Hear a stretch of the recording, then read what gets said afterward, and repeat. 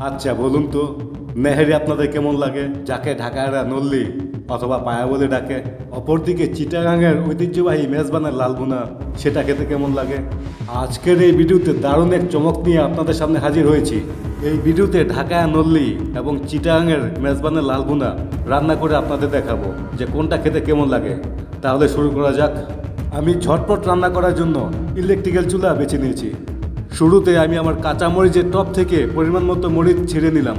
তারপর পরিমাণ মতো পেঁয়াজ, রসুন, আদা নিয়ে নিলাম। এখন পর্যায়ক্রমে পেঁয়াজ, রসুন, আদা এগুলোর খোসা ছাড়িয়ে কুচি কুচি করে কেটে নিতে হবে। আপনারা ইচ্ছে করলে আদা এবং রসুন একসাথে ব্লেন্ডার অথবা বেটে নিতে পারেন। আমি ছোট ছোট করে কেটে নিচ্ছি, কারণ আমি এগুলো পিষে নেব। এগুলো পিষে নেওয়ার জন্য আমি যে যন্ত্রটি ব্যবহার করছি, এই যন্ত্রটির নাম আমি ভুলে গেছি। আপনারা যদি জেনে থাকেন তাহলে কমেন্টসে জানিয়ে দেবেন। যাই হোক, পেঁয়াজগুলো বাদ দিয়ে আদা এবং রসুন দিয়ে সেগুলো থেতলাতে চেষ্টা করলাম। অনেকক্ষণ থেতলাতে হবে এবং থেতলে থেতলে অনেকটা বাটার মতো করে নিতে হবে। তারপরে এগুলো রান্নার উপযোগী হবে। আমি নেহেরিগুলোকে ঢালা পানিতে ধুয়ে ভালোভাবে পরিষ্কার করে নিয়েছি। এখন রান্না করার পালা। চুলায় বসিয়ে আমি পরিমাণ মতো মশলা দিয়ে দেব, যাতে আমার রান্নাটা পরিপূর্ণ হয়। প্রথমে আমি এলাচ টুকরো টুকরো করে ভেঙে নিয়েছি এবং তা নেহেরির উপর ছড়িয়ে দিয়েছি। এরপর পর্যায়ক্রমে বাকি মশলাগুলো দিতে হবে। এখন আমি মরিচের গুঁড়ো ছিটিয়ে দিচ্ছি। আপনারা যে যেরকম ঝাল খান, ঝালের উপর নির্ভর করে আপনারা মরিচের গুঁড়ো দিতে পারেন। যেহেতু আমি ঝাল বেশি খাই, তার জন্য আমি একটু ঝাল বেশি দিলাম। এরপর দিয়ে দেবো হলুদের গুঁড়ো। হলুদের গুঁড়োটা পরিমাণ মতো দিতে হবে, কারণ হলুদের গুঁড়ো যদি পরিমাণ মতো না দেন তাহলে বেশি হয়ে গেলে তিতা লাগবে, আর কম হয়ে গেলে কালার নষ্ট হয়ে যাবে। এখন এগুলোর উপর লবণ ছিটিয়ে দেব পরিমাণ মতো, সাথে কিছু পরিমাণ এলাচ এবং লবঙ্গ দিয়ে দিলাম। এখন নেহেরের উপর সয়াবিন তেল দিয়ে দিলাম। এখন কাঁচামরিচ মাঝখান দিয়ে কেটে তার নেহেরের উপর দিয়ে দিলাম। এখন ফাইনালি কুচি করা পেঁয়াজগুলো নেহেরের উপর দিয়ে দেব। এই পর্যায়ে পেঁয়াজের কুচি এবং কাঁচামরিচের টুকরোগুলো চারিপাশে ছড়িয়ে দিলাম, যাতে পরিমাণ মতো পড়ে। এরপর পরিমাণ মতো পানি নিয়ে নিলাম। এখানে খেয়াল রাখতে হবে যাতে পানির পরিমাণ খুব একটা বেশি না হয়, কারণ বেশি হলে নেহারি পাতলা হয়ে যাবে। এরপর ঢাকনা দিয়ে ঢেকে দিতে হবে। শুরুতেই আমি একটু বেশি তাপে এটা সিদ্ধ করব।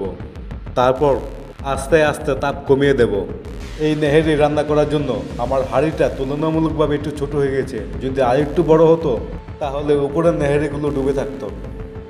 যাই হোক, আমি ঢাকনা লাগিয়ে দিলাম এবং তাপ একটু বাড়িয়ে দিলাম। এইভাবে আমি 15 মিনিট রেখে দিলাম। 15 মিনিট পরে এসে ঢাকনা খুলে দেখলাম যে না, মোটামুটি একটা ভাব এসেছে, ভালো একটা ঘ্রাণ লাগলো নাকে।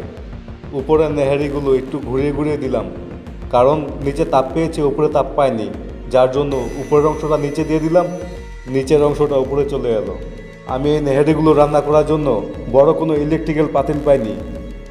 যদি কোনো বড় পাত্র পেতাম তাহলে তার উপর চাপিয়ে দিতাম, কিন্তু আপনারা রান্না করার সময় খেয়াল রাখবেন পাত্রটা যাতে পরিমাণ মতো হয়। আরও কিছুক্ষণ পর ঢাকনা খুলে দেখলাম ফাইনালি আমাদের নেহারি রান্না হয়ে গেছে। এখন আমি তা তুলে দেখব এবং চেক করে দেখব। শুরুতেই পছন্দ মতো কয়টা টুকরো নিয়ে নিলাম। এরপর পরিমাণ মতো ঝোল নিয়ে নেব। যেহেতু নেহারির সবচেয়ে মজার জিনিস হচ্ছে ঝোল, ঝোলটা আমার খুব ভালো লাগে। ঝোলের কালারটা দেখছেন সেই একবার টসটসা, যেন তাকিয়ে আছে। তাই আমি আরও কিছু পরিমাণ ঝোল নিয়ে নেব, কারণ ঝোলেই জাদু। যত পরিমাণ ঝোল তত পরিমাণ মজা।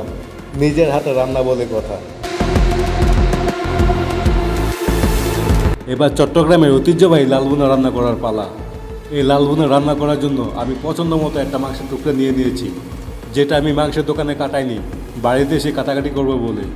এই লাল ভুনা রান্না করার জন্য মাংসের টুকরাটা পরিমাণ মতো সাইজ করে কেটে নিচ্ছি, যাতে টুকরোগুলো খুব বড় না হয় এবং খুব ছোটও না হয়। মাংস কাটাকাটির পালা শেষ, এবার শুরু হবে রান্না করার পালা। রান্নার শুরুতে আমি পরিমাণ মতো সয়াবিন তেল ঢেলে নিয়েছি এবং তা গরম হওয়ার পরে পেঁয়াজ ঢেলে দিলাম। তারপর আদা কুচি, রসুন কুচি দিয়ে দিলাম। এখন এই কুচিগুলোকে ভালো করে নাড়িয়ে নিতে হবে, যাতে একটু লাল হয়। একটু লালচে কালার হলেই আমি তার উপরে হলুদের গুঁড়ো দিয়ে দিলাম এবং মরিচের গুঁড়ো দিয়ে দিলাম। এরপর আপনার পরিমাণ মতো লবণ দিয়ে দিলাম। এলাচ, দারচিনি, লবঙ্গ এগুলো পরিমাণ মতো দিয়ে দিয়েছি। এখন মাঝখান দিয়ে কাটা মরিচগুলো একসাথে দিয়ে দিলাম। এরপর ভালো করে নাড়িয়ে নিতে হবে যাতে মশলাগুলো ভালো করে লাগে। আমার ছাদে তেজপাতা গাছ থাকাতে আমার জন্য খুব সহজ হয়েছে। এখন আমি ইচ্ছা করলেই তেজপাতাগুলো ছিঁড়ে এনে ধুয়ে তা আমি আমার রান্নার কাজে ব্যবহার করতে পারি। এই পর্যায়ে এসে আমি আমার প্রক্রিয়াকৃত গরুর মাংসগুলো পাতিলে ঢেলে দিলাম এবং এখন তা ভালো করে নাড়িয়ে নেব যাতে মশলাগুলো ভালো করে মাংসের সাথে লাগে। আর এটাই খুব আসল জিনিস মাংস রান্না করার জন্য, যেটাকে কষা বলে। আমি মাংসটা কষিয়ে নিয়েছি এবং তা ঢাকনা দিয়ে ডেকে কিছুক্ষণ অপেক্ষা করব। প্রায় 10 মিনিট পর ঢাকনাটা খুলে দেখলাম নাকে একটা ভালো গন্ধ লাগলো। মনে হচ্ছে মাংস খুব স্বাদ হবে। তারপর নাড়ি চাড়ে ঢেকে দিলাম। ঢেকে দিয়ে আরও কিছুক্ষণ অপেক্ষা করব। খেয়াল রাখতে হবে পাতিলে তলায় যাতে তরকারি লেগে না যায়।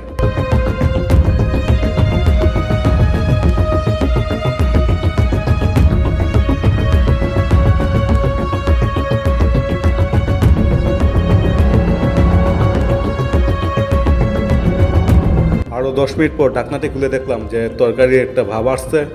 মোটামুটি এখন চেক করার পালা। এখন আমি চেক করে দেখব যে মাংস সিদ্ধ হয়েছে কিনা।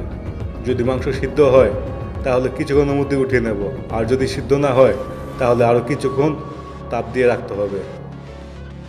আমি দেখলাম যে না, মাংসটি আর একটু সিদ্ধ হওয়ার প্রয়োজন, তাই আমি ঢাকনা লাগিয়ে দিলাম। আর কিছুক্ষণ পর ঢাকনা খুলে দেখলাম যে না, আমার রান্নাটা পুরোপুরি কমপ্লিট হয়ে গেছে। একেবারে পানি, ঝোল, মাংস পরিপূর্ণভাবে এসেছে। এখন তরকারিটি পাটিতে নামিয়ে দেওয়ার পালা। রান্না করা শেষ। এখন তরকারিটি আমি নামিয়ে নেব। শুরুতে দেখতে পাচ্ছেন যে আপনারা লোভনীয় একটা ঝোলের একটা ভাব। এখন রোজার দিন, রোজা থাকার কারণে এগুলো রান্না করা হয়েছে, শুধু এগুলো রাতে খাবো। ভিডিওটি যদি ভালো লাগে তাহলে আমাদের সাপোর্ট করে আমাদের সাথে থাকুন। আপনি কোনটা পছন্দ করেন, নেহেরি নাকি লাল ভুনা, কমেন্টস করে জানাবেন। চ্যানেলটি সাবস্ক্রাইব করা না থাকলে দয়া করে এখনই সাবস্ক্রাইব করে নিন এবং ভিডিওটিতে একটি লাইক দিয়ে আমাকে উৎসাহিত করুন। আগামী ভিডিওতে কালো ভুনা অথবা অন্য কোনো রেসিপি নিয়ে আপনাদের সামনে হাজির হব। সেই পর্যন্ত সবাই ভালো থাকবেন, সবাইকে ভালো রাখবেন, নামাজ পড়বেন, ওই আল্লাহকে স্মরণ করবেন। আল্লাহ হাফেজ।